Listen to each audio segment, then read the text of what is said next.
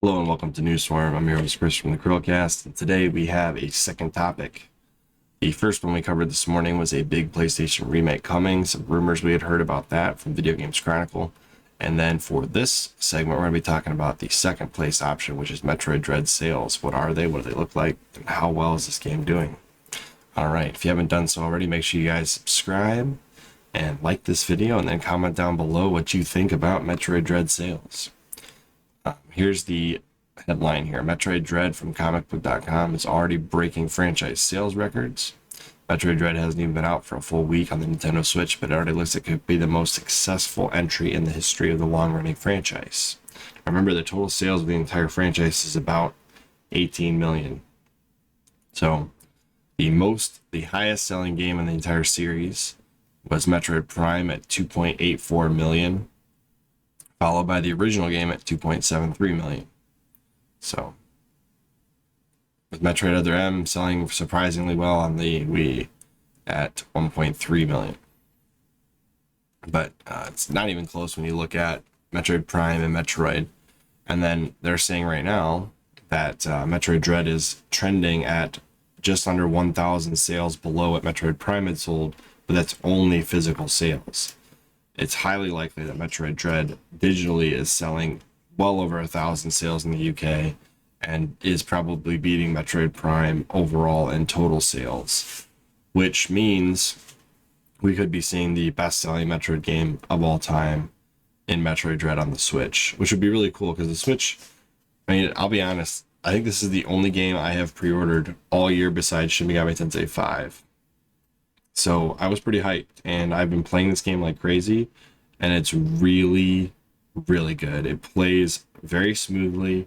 The boss battles are extremely fun. The power-ups are fun to use.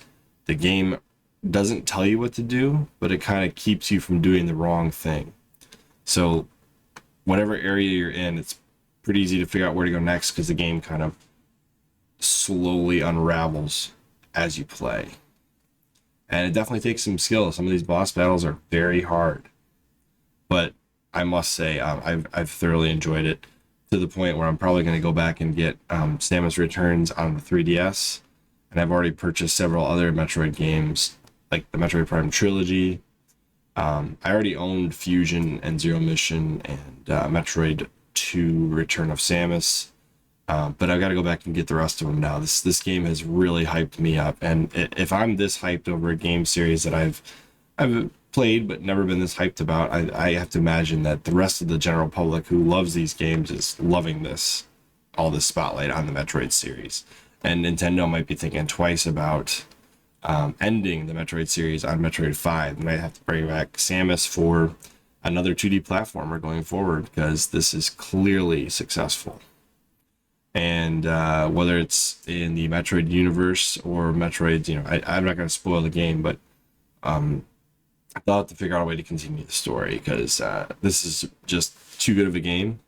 And whether they end up remaking another one of the Metroid games, maybe they go back and remake Super Metroid in this style. I don't know. But Metroid definitely deserves more games, especially if it sells the 3 million we're expecting for the year, or for the total sales of this game, and breaking the franchise record for sales of a Metroid game.